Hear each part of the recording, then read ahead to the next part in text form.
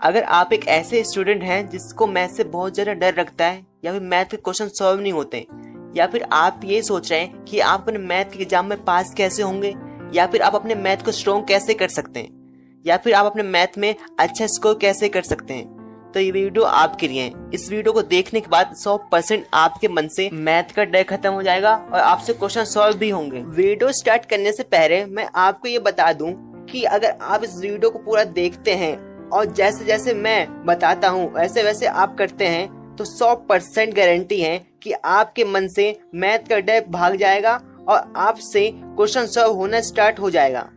इस चीज की गारंटी मैं लेता हूँ, लेकिन शर्त ये है कि आपको वीडियो पूरा देखना है और जैसे जैसे मैंने आपको बताया है वैसे ही आपको करना है। सबसे पहले देखते हैं कि मैथ स्टार्ट कैसे करें। अगर आप मैथ में किसी भी चैप्टर के क्वेश्चन सॉल्व कर रहे हैं तो आपको उससे पहले कुछ चीजों का ध्यान देना होता है।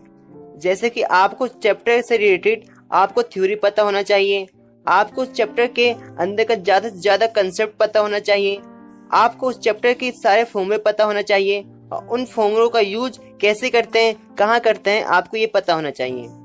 अगर आप स्टार्टिंग से बस इतना काम कर लेते हैं तो आप देखेंगे कि आपका क्वेश्चन सॉल्व होना स्टार्ट हो जाएगा। इससे ये फायदा होगा कि आप जब भी क्वेश्चन सॉल्व करने बैठेंगे तो आपसे क्वेश्चन सॉल्व होगा और जिससे कि आप डिमोटिवेट नहीं होंगे। मैंने बहुत बच्चों को देखा है कि स्टार्टिंग में क्वेश्चन सॉल्व करने के लिए बैठ जाएंगे, लेकिन ना ही उन्हें उस चैप्टर के फॉर्मूले याद होते हैं और ना ही कंसेप्ट पता होता है, जिससे वे डिमोटिवेट हो जाते हैं और क्वेश्चन सॉल्व करना बंद कर देते हैं।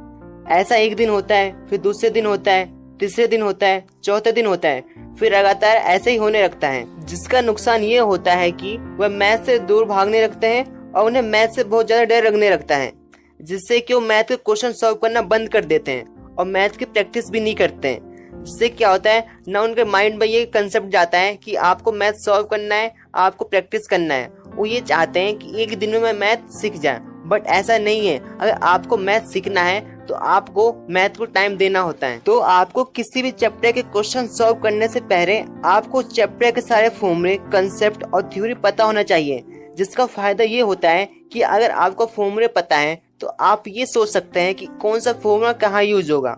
आपको थ्योरी पता है तो आप थ्योरी से अगर कोई प्रूफ वाला क्वेश्चन आता है आप उसको प्रूव कर सकते हैं। अगर आपको कंसेप्ट पता है तो कंसेप्ट से आप उस क्वेश्चन को शॉर्टकट में या फिर आप कम ही टाइम में कर सकते हैं। तो सबसे पहले आपको ये ध्यान देना है कि आप जब भी किसी भी चैप्टर के क्वेश्चन सॉल्व करें तो आपको फॉर्मूले, कंसेप्ट और थ्योरी, ये तीन चीज आपको पता ही होना चाहिए। ये तीन चीज अगर आपको पता है तो बहुत ज्यादा चांस बन जाता है कि आपसे उस चैप्टर के क्वेश्चन सॉल्व होंगे ही तो होंगे।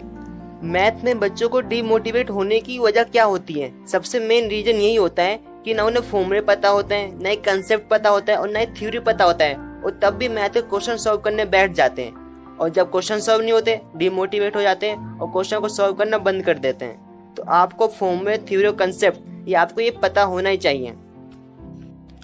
उसके बाद आपको आपके मैथ के बुक का एग्जाम्पल सॉल्व करना है।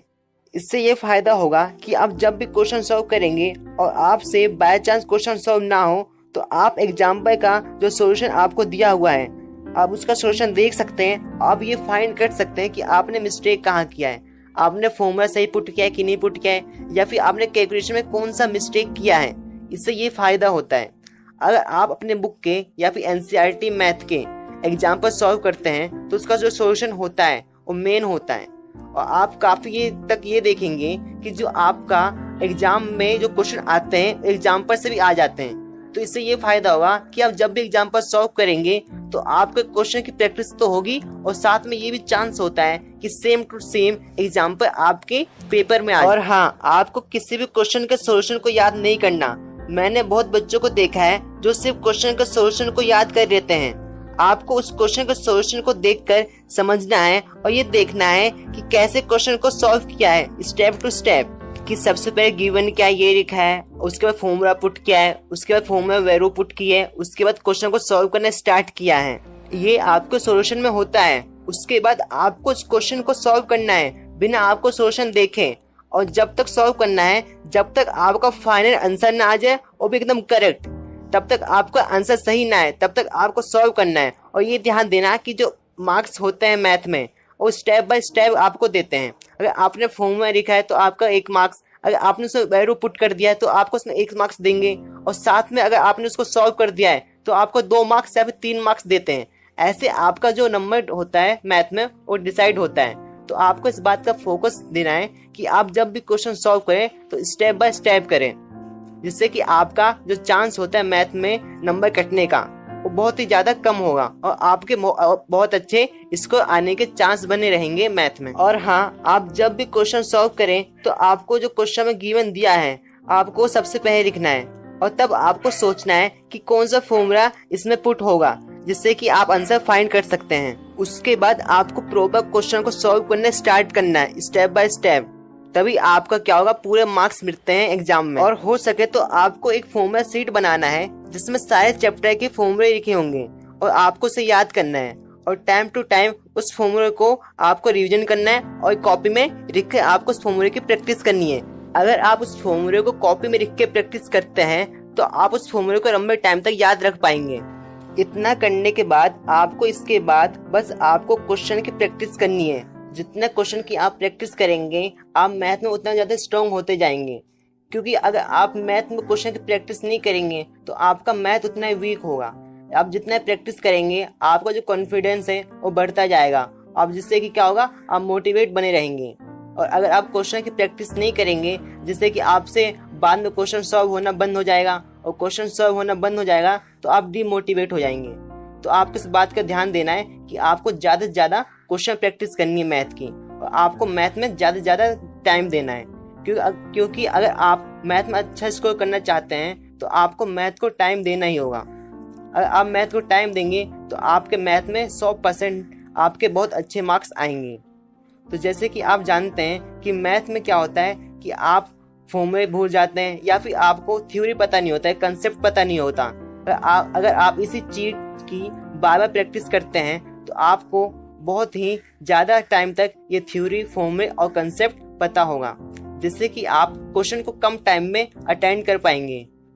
और अगर आप क्वेश्चन को कम टाइम में अटेंड कर पाएंगे तो आप अपना टाइम बचा पाएंगे, जिससे कि आप जो बाकी हार्ड क्वेश्चन है 5 मार्क्स से जो कि आपके एग्जाम में आते हैं आप उनको टाइम दे पाएंगे, जिससे कि ये चांस बना रहता है कि आपके कम टाइम में ज्यादा क्वेश्चन हो जाए और आपके बहुत ज्यादा नंबर भी आ जाए। सबसे पहले आपको आपके मैथ के एनसीईआरटी बुक के क्वेश्चन, एग्जाम्पल और एक्सरसाइज सॉल्व करने हैं। अगर आप ये 2 चीज सॉल्व कर लेते हैं, एग्जाम्पल और क्वेश्चन, तो आपके ज्यादा चांस बने होते हैं कि ज्यादा मार्क्स आपके पेपर में आए, क्योंकि इन्हीं क्वेश्चन को कॉपी पेस्ट कर देते हैं आपके एग्जाम में। तो अगर आप क्वेश्चन और एग्जाम्पल मतलब कि एक्सरसाइज के क्वेश्चन और एग्जाम्पल सॉल्व करते हैं और आपको ये पता है कि प्रॉपर वे क्या है क्वेश्चन सॉल्व करने का, तो क्या होगा, आपके मार्क्स नहीं कटेंगे। क्योंकि जो मैथ में होता है मार्किंग देते हैं मार्क्स, वो स्टेप बाय स्टेप देते हैं। अगर आपने फॉर्मूला लिखा है तो उसका 1 मार्क्स, वैल्यू पुट किया है तो 2 मार्क्स, और अगर आपने उसको पूरा सॉल्व किया है तो 3 मार्क्स, जिससे कि आपके पूरे 5 मार्क्स हो जाएंगे। तो अगर आप उसके बीच में कोई स्टेप मिस कर देते हैं तो उसके आपके मार्क्स कटते हैं। अगर आपको और भी अच्छे स्कोर करने हैं आपके एग्जाम में तो आपको एमसीक्यू की प्रैक्टिस करनी है, क्योंकि एमसीक्यू आते हैं 1 मार्क्स के। अगर आप एमसीक्यू की ज्यादा प्रैक्टिस करते हैं तो कम टाइम में आपके मानते हैं कि 15 से 18 एमसीक्यू आते हैं, तो आपको 15 से 18 मार्क्स मिल जाएंगे अगर आपके पूरे सही हैं तो इसके लिए क्या करना है, आपको एमसीक्यू की प्रैक्टिस करनी है। एमसीक्यू बहुत ही ज्यादा आसान आते हैं। अगर आपने एमसीक्यू की प्रैक्टिस की है तो जिससे फायदा क्या होगा, अगर बाय चांस 2-3 मार्क्स के क्वेश्चन आ जाते हैं तब उसे भी आराम से कर लेंगे, और बाय चांस एमसीक्यू तो आएंगे, अब उसको आसानी से सॉल्व करके कम टाइम में अपने 1 मार्क्स पक्के कर सकते हैं। तो आपको एमसीक्यू की प्रैक्टिस करनी है, और जो 2-3 मार्क्स के क्वेश्चन होते हैं आपको उसकी तो प्रैक्टिस करनी ही है, और जो 5 मार्क्स के क्वेश्चन होते हैं उनकी आपको खूब ज्यादा प्रैक्टिस करनी होती है। क्योंकि जो 5 मार्क्स के क्वेश्चन होते हैं उनके जो मार्किंग होता है, जो मार्क्स देते हैं स्टेप बाय स्टेप देते हैं, तो आपको उसकी प्रैक्टिस करनी है। अब केस स्टडी वाले क्वेश्चन भी आते हैं तो आपको उसकी भी प्रैक्टिस करनी है कि कैसे क्वेश्चन रीड करते हैं, कैसे समझना है कि आपको क्वेश्चन गिवन क्या क्या दिया हुआ है और आपसे पूछा क्या है। अगर आप बस इतनी ही चीज की प्रैक्टिस कर लेते हैं तो गारंटी है कि आपके मैथ में अच्छे स्कोर आएंगे और आपका मैथ बहुत ज्यादा स्ट्रांग हो जाएगा। तो अगर आपको वीडियो पसंद आया या फिर आपको कुछ नया जानने को मिला तो आप चैनल को सब्सक्राइब, वीडियो को लाइक कर सकते हो, और हाँ, अपने फ्रेंड के साथ वीडियो को शेयर कर सकते हो। तो मिलते हैं नेक्स्ट वीडियो में, तब तक के लिए गुड बाय।